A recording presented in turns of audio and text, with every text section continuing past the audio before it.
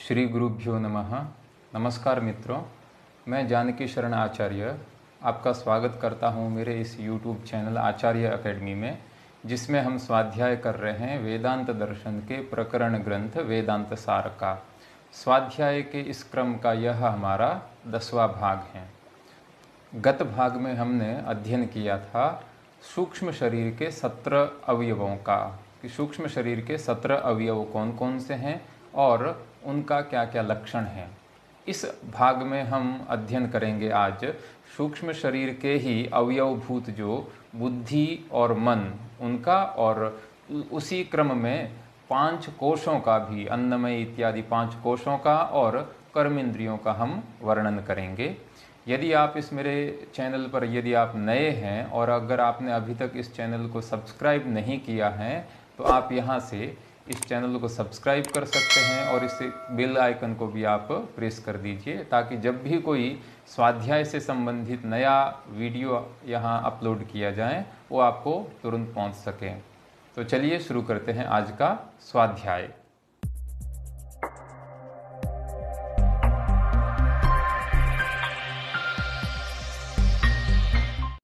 तो जैसा कि आपको विदित है कि वेदांत दर्शन के अनुसार सूक्ष्म शरीर के 17 अवयव होते हैं। 5 ज्ञानेंद्रिय, 5 कर्मेंद्रिय, 5 प्राण और बुद्धि और मन, ये 17 अवयव मिलकर एक सूक्ष्म शरीर का निर्माण करते हैं।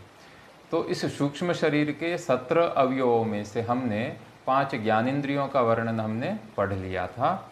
अब आज हम यहाँ विचार करेंगे कि इस सूक्ष्म शरीर के अवयवों में से बुद्धि और मन क्या है। तो सबसे पहले ग्रंथकार यहाँ बुद्धि का लक्षण करते हुए कहते हैं कि बुद्धिर नाम निश्चयात्मिका अंतःकरण वृत्ति ही। बुद्धि क्या है? तो बुद्धि अंतःकरण वृत्ति ही, अंतःकरण की एक वृत्ति है। अंतःकरण यानी मन, बुद्धि, चित्त और अहंकार, ये जो 4 हमारे आंतरिक करण हैं, इन 4 आंतरिक करणों का सम्मिलित नाम अंतःकरण होता है। तो ये जो हमारा अंतःकरण है, प्रकाशमय अंतःकरण है, तेजोमय अंतःकरण है, इस अंतःकरण की जो वृत्ति है, यानी अंतःकरण का विषय के रूप में परिणाम होना वृत्ति कहलाता है वेदांत दर्शन में। तो जब इस अंतःकरण की निश्चयात्मिका वृत्ति बनती है, निश्चयात्मिका अर्थात जैसे कोई वस्तु है, उस वस्तु को देखकर यह वही वस्तु है, घट को देखकर अयम घटः, यह घट ही है, गौ को देखकर यह गाय ही है, मनुष्य को देखकर यह मनुष्य ही है। इस प्रकार जो निश्चय आकार वाली जो अंतःकरण की वृत्ति बनती है, उस निश्चयाकार अंतःकरण वृत्ति का नाम ही बुद्धि कहा गया है वेदांत दर्शन में। तो ये हो गई है हमारी बुद्धि, उस बुद्धि का निरूपण। अब मन क्या है? तो कहा मन भी है, वह भी अंतःकरण की ही वृत्ति है, किंतु किस प्रकार की अंतःकरण की वृत्ति है? तो कहा संकल्प मनो नाम संकल्प विकल्पात्मिका अंतःकरण वृत्ति, कि जब हमारा अंतःकरण संकल्प विकल्प वाला होता है कि यह करना है कि नहीं करना है, इदम मया कर्तव्यम अथवा न कर्तव्यम, यह वस्तु पुरुषः अस्ति वा चौरः अस्ति, रज्जु है अथवा सर्प हैं, इस प्रकार जब हम संकल्प विकल्प करते हैं, किसी निश्चय पर नहीं पहुंच पाते हैं, तो ये जो संकल्प विकल्प करने वाली अंतःकरण की जो वृत्ति है, उसी संकल्प विकल्प करने वाली अंतःकरण की वृत्ति का नाम वेदांत दर्शन में मन कहा गया है। तो इस प्रकार से सूक्ष्म शरीर के 17 अवयवों में से घटक भूत यह बुद्धि और मन का यहाँ निरूपण हुआ। बुद्धि और मन ये यद्यपि दोनों ही अंतःकरण की वृत्ति हैं, किंतु दोनों में भेद यह है कि बुद्धि है वह निश्चयात्मिका अंतःकरण वृत्ति होती है और मन है वह संकल्प विकल्पात्मिका अंतःकरण वृत्ति होता है। आपको पता होगा कि जब हमने ये कहा कि अंतःकरण है उसमें 4 भाग होते हैं, मन, बुद्धि और चित्त और अहंकार।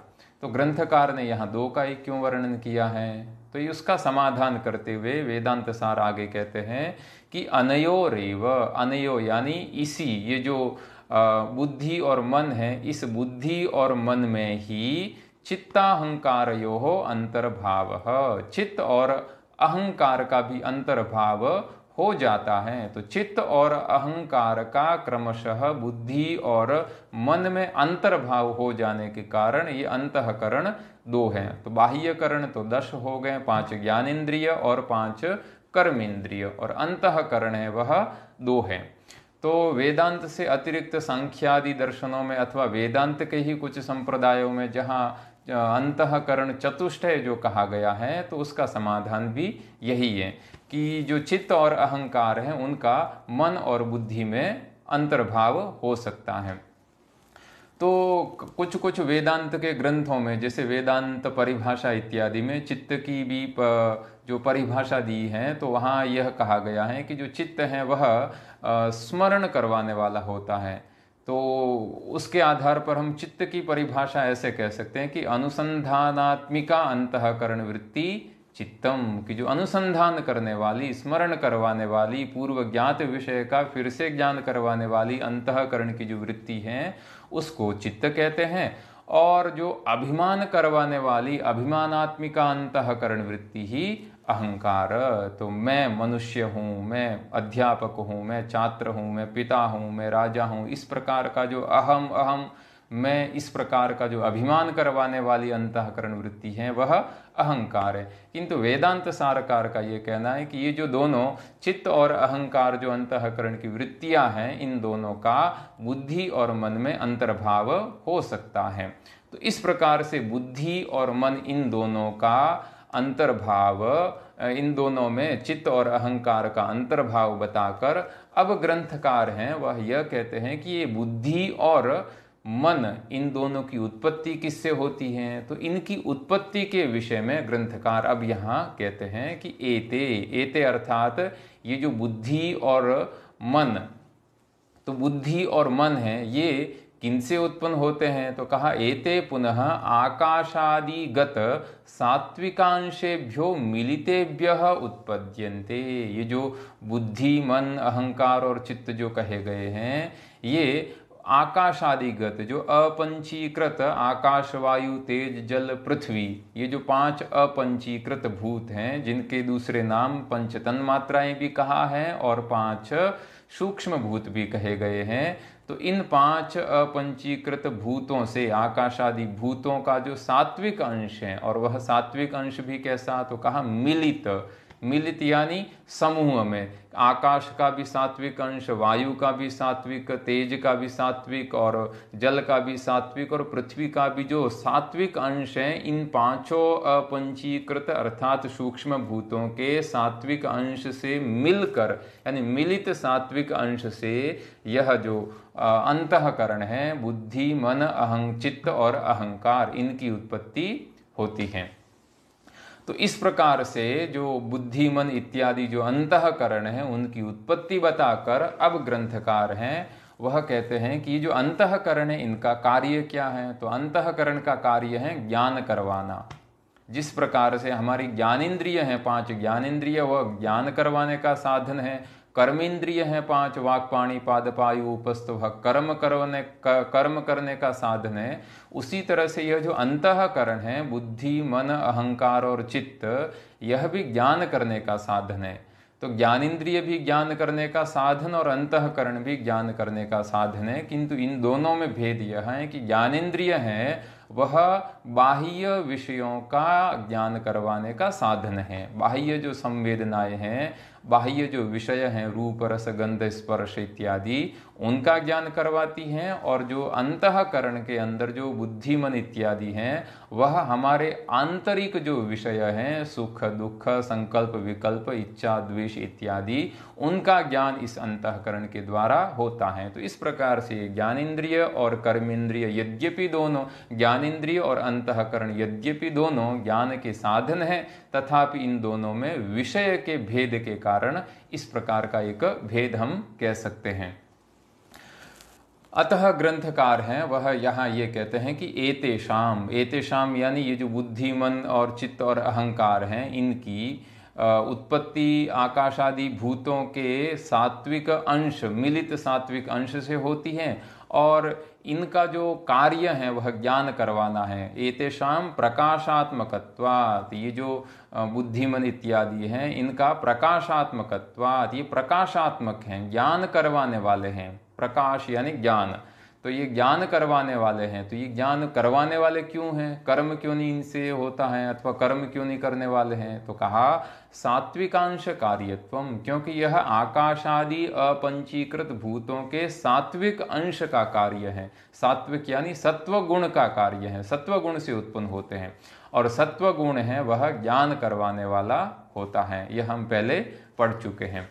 तो इस प्रकार से सूक्ष्म शरीर के 17 अवयवों के घटक भूत बुद्धि और मन का निरूपण करके बुद्धि और मन की उत्पत्ति है वह किसके द्वारा होती है, यह ग्रंथकार ने हमें यहाँ तक बताया। अब ग्रंथकार हैं वह यह कहते हैं कि ये जो सूक्ष्म शरीर हैं, इस सूक्ष्म शरीर में कोश भी होते हैं। आप जानते हैं कि विगत कक्षा में हमने पढ़ा था कि 5 प्रकार के कोश होते हैं, स्थूल रूप से पढ़ा था। आज हम उनकी विशद रूप से चर्चा करेंगे। ये 5 कोश कौन कौन से हैं? तो वह कोश हैं अन्नमय, प्राणमय, मनोमय, विज्ञानमय और आनंदमय। ये 5 प्रकार के कोश हैं। तो ये जो हमारा स्थूल शरीर है, माता पिता के द्वारा उत्पन्न जो स्थूल शरीर है, यह स्थूल शरीर ही हमारा अन्नमय कोश है। और इस स्थूल शरीर के अंदर रहने वाला जो 17 अवयवों से युक्त सूक्ष्म शरीर है, उस सूक्ष्म शरीर में 3 कोश होते हैं। कौन कौन से? प्राणमय, मनोमय और विज्ञानमय कोश। तो इन तीनों कोशों की चर्चा हम यहाँ करते हैं। वेदांत सारकार इस प्रकार से कहते हैं कि सबसे पहले विज्ञानमय कोश का वह वर्णन करते हैं कि इयम बुद्धि ही, इयम यानी यह जो लक्षण किया था बुद्धि का, निश्चयात्मिका अंतःकरण वृत्ति ही बुद्धि। तो निश्चयात्मिका अंतःकरण वृत्ति जो ये बुद्धि है, अंतःकरण वृत्ति जो बुद्धि है, यह बुद्धि ज्ञानेन्द्रिय सहिता, ज्ञानेन्द्रियों के सहित 5 जो ज्ञानेन्द्रिय हैं, श्रोत्र, त्वक, चक्षु, रसन और घ्राण। तो ये जो 5 ज्ञानेन्द्रिय हैं, इन 5 ज्ञानेन्द्रियों के सहित बुद्धि, यानी 5 ज्ञानेन्द्रिय और एक बुद्धि, ये जो 5 हैं, ये 5 ज्ञानेन्द्रिय और एक बुद्धि, यानी ये जो 6 अवयव मिलते हैं तब इनका एक नाम हो जाता है विज्ञानमय कोशः। तो यह जो विज्ञानमय कोश है, यह बुद्धि जब ज्ञानेन्द्रिय के सहित होती है तो इन 6 अवयवों का नाम हो गया विज्ञानमय कोश।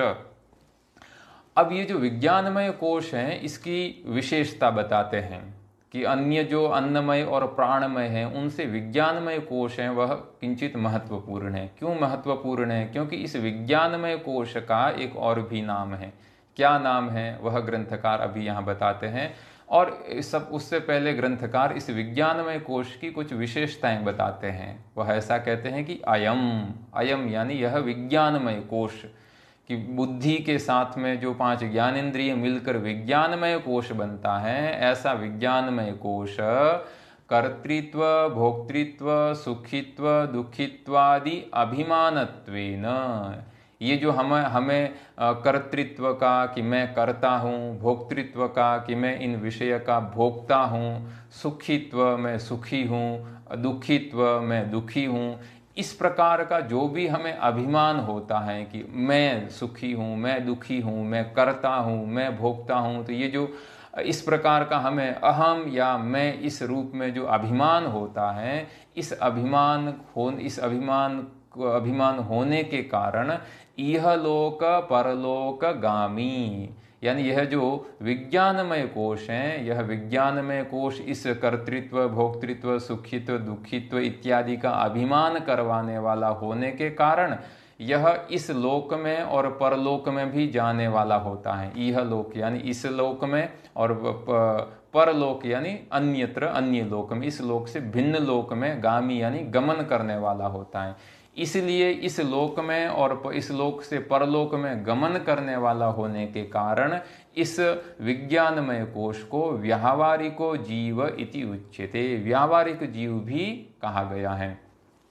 व्यावहारिक जीव का अर्थ है कि जो इस शरीर में रहता है और इस स्थूल शरीर के नष्ट होने पर इस स्थूल शरीर को छोड़कर जब वह इस लोक में अथवा परलोक में किसी नए शरीर को धारण कर लेता है, ऐसा जो होता है उसको कहते हैं व्यावहारिक जीव।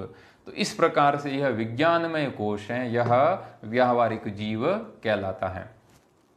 तो विज्ञानमय कोश का निरूपण करने के बाद में अब ग्रंथकार हैं वह मनोमय कोश का वर्णन करते हैं। तो मनोमय कोश का स्वरूप क्या है, मनोमय कोश क्या है? तो ग्रंथकार कहते हैं मनस्तु ज्ञानेन्द्रिय ही सहितम।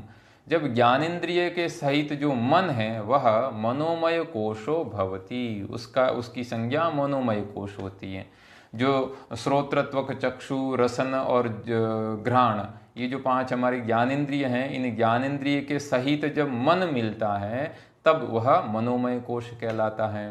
तो विज्ञानमय और मनोमय कोश में ज्ञानेन्द्रिय उभयत्र समान है, दोनों जगह ज्ञानेन्द्रिय हैं। किंतु 5 ज्ञानेन्द्रिय के साथ में जब बुद्धि मिल जाती है तब इन 6 का नाम हो जाता है विज्ञानमय कोश। और जब इन 5 ज्ञानेन्द्रिय के साथ में मन मिल जाता है तब मन के सहित ये 5 ज्ञानेन्द्रिय मनोमय कोश कहलाती हैं।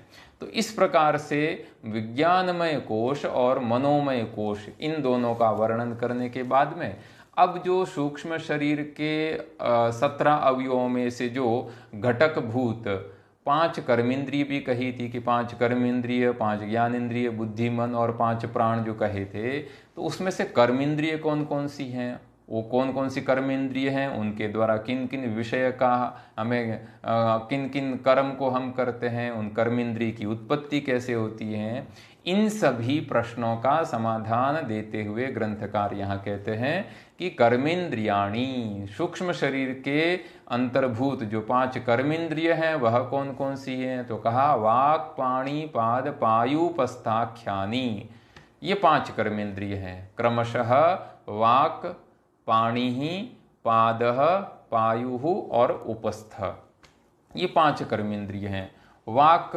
वाक यानी जिससे हम वचन कर्म करते हैं, वचन यानी बोलने की क्रिया करते हैं। पाणि यानी जिससे हाथ, जिससे हम वस्तुओं का आदान प्रदान करते हैं। पाद यानी हमारे पैर, जिससे हम गमनागमन करते हैं। और पायु यानी जो हमारा मल स्थान है, तो वहाँ से हम शरीर में जितना भी मल होता है उसको बाहर निकालने का काम करते हैं। और उपस्थ का अर्थ है जननेन्द्रिय। तो ये जो 5 इंद्रियां हैं इनकी संज्ञा होती है कर्मेंद्रिय, क्योंकि इन 5 इंद्रियों के द्वारा हम कर्म करते हैं। तो कर्म करने का साधन होने के कारण ये 5 इंद्रियां कर्मेंद्रिय कहलाती हैं। और ये 5 की संख्या में होने के कारण इनको पंच कर्मेंद्रिय कहा गया है। और 5 का नाम क्या क्या है तो वह भी ग्रंथकार ने यहाँ बता दिया, वाक्, पाणि, पाद, पायु उपस्थाख्यानि। अब प्रश्न होता है कि यह जो 5 कर्मेंद्रिय हैं यह किनसे उत्पन्न होती है, तो उनकी उत्पत्ति का स्थान क्या है, इसको ग्रंथकार ऐसा बताते हैं कि एतानी का अर्थ है कि एतानी कर्मेंद्रियाणि, ये 5 कर्मेंद्रिय पुनः आकाशादीनाम रजोअंशेभ्यो व्यवस्थेभ्यः पृथक पृथक क्रमेण उत्पद्यन्ते। यहाँ यह कहा कि ये जो अपंचीकृत आकाश आदि 5 महाभूत हैं, जिनको हम स्थूल भूत या तन्मात्र भी कहते हैं, तो इन अपंचीकृत आकाश आदि महाभूतों का जो रजोगुण है, यानी रजो अंश है, रजोगुण का जो अंश है, उस रजोगुण के अंश से व्यस्तेभ्य का अर्थ है अलग अलग। जिस प्रकार से 5 प्राण हैं वह आकाश आदि भूतों का सात्विक अंश से मिलित सात्विक अंश से उत्पन्न होती हैं, उत्पन्न होते हैं 5 प्राण। किंतु ये जो कर्मेंद्रिय हैं, यह कर्मेंद्रिय इन आकाश आदि भूतों का जो अलग अलग रजो अंश हैं, उस अलग अलग रजो अंश से पृथक पृथक अलग अलग क्रमेण उत्पद्यन्ते, क्रमशः उत्पन्न होती है। कि पहले वाक इंद्रिय, फिर पाणि, फिर पाद, फिर पायु और फिर उपस्थ।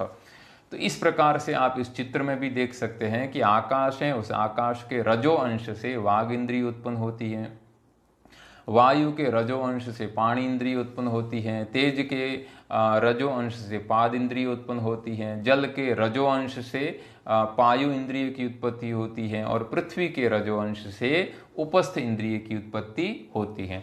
इस प्रकार से सूक्ष्म शरीर के घटक भूत जो 17 अवयवों में से बुद्धि और मन का निरूपण करके फिर विज्ञानमय और मनोमय कोश इस प्रसंग से वर्णन करने के बाद में सूक्ष्म शरीर के अंगभूत जो 5 कर्मेंद्रिय हैं उन 5 कर्मेंद्रियों का वर्णन किया और इनकी उत्पत्ति कैसे होती है यह ग्रंथकार ने यहाँ तक बताया। अब ग्रंथकार हैं वह जो मनोमय कोश हैं और जो दूसरे आनंदमय कोश हैं उनकी भी चर्चा करेंगे, किंतु उनकी चर्चा हम अगले पाठ में करेंगे। तो आज का जो हमारा पाठ है उस पाठ का एक बार हम यहाँ सार देखते हैं कि यह आज का पाठ है उसमें हमने किन किन अंशों को विवेचित किया। तो देखिए कि जो हमारे जो करण हैं, करण यानी ज्ञान के साधन, तो ये जो करण है वो साधन है वह 2 प्रकार के हैं, एक बाह्य करण हो सकते हैं, एक अंतःकरण हो सकते हैं। बाह्य करण जो शरीर से बाहर जो विषय हैं उन विषयों का ग्रहण करने वाले बाह्य करण कहलाएंगे। शरीर के अंदर जो विषय है उनका ग्रहण करने वाले जो करण हैं वह अंतःकरण कहलाएंगे। तो बाह्य करण है वह 10 हैं, वहाँ 5 कर्मेंद्रिय और 5 ज्ञानेंद्रिय। और जो मन, बुद्धि, चित्त और अहंकार हैं ये चारों के चारों मिलकर इनकी एक संज्ञा होती है और वह संज्ञा है अंतःकरण। वेदांत दर्शन है वह इस अंतःकरण में ये जो 4 मन, बुद्धि, चित्त, अहंकार हैं, तो वेदांत सारकार का ये कहना है कि चित्त और अहंकार का अंतर्भाव बुद्धि और मन में किया जा सकता है, इसलिए अंतःकरण से इन 2 का भी ग्रहण हम कर सकते हैं क्योंकि ये दोनों प्रधान हैं। तो प्रधान होने के कारण बुद्धि और मन का भी अंतःकरण पद के द्वारा ग्रहण करेंगे तो बुद्धि और मन में चित्त और अहंकार का भी ग्रहण हो जाता है। अंतःकरण है, उस अंतःकरण की उत्पत्ति अपंचीकृत भूतों के सात्विक अंश से होती है और मिलित सात्विक अंश से इन अंतःकरण की उत्पत्ति होती है, मन, बुद्धि, चित्त और अहंकार की। और ये जो हमारा सूक्ष्म शरीर है उस सूक्ष्म शरीर में 3 कोश होते हैं। स्थूल शरीर में तो एक ही कोश है अन्नमय कोश, और सूक्ष्म शरीर में 3 कोश होते हैं, प्राणमय, मनोमय और विज्ञानमय। तो वेदांत दर्शन में और उपनिषदों में भी 5 प्रकार के कोश हैं, उनकी बड़ी चर्चा है जिसका हम विवरण आगे भी करेंगे। तो अन्नमय, प्राणमय, मनोमय, अन्नमय, प्राणमय, मनोमय, विज्ञानमय और आनंदमय, ये 5 प्रकार के कोश हैं। इसमें इस पाठ में ग्रंथकार ने जब ज्ञानेंद्रिय के सहित बुद्धि होती है तब उस ज्ञानेंद्रिय के सहित बुद्धि का नाम विज्ञानमय कोश है और इस विज्ञानमय कोश को ही व्यावहारिक जीव कहा जाता है।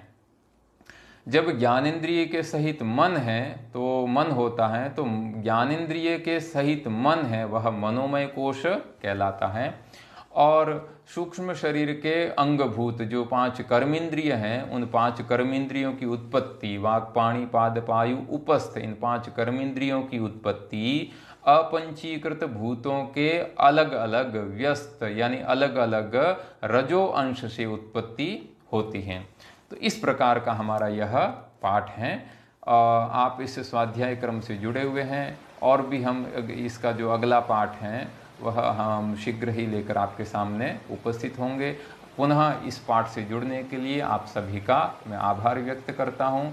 यदि आप इस चैनल में नए हैं और अभी तक आपने इस चैनल को सब्सक्राइब नहीं किया है तो आप यहाँ क्लिक करके इस सब्सक्राइब ऑप्शन पर क्लिक करके इस चैनल को सब्सक्राइब कर सकते हैं और इस बेल आइकन को भी आप प्रेस कर दीजिए ताकि जब भी कोई नया वीडियो आए तो उसका नोटिफिकेशन सबसे पहले आपके पास में मिल सके।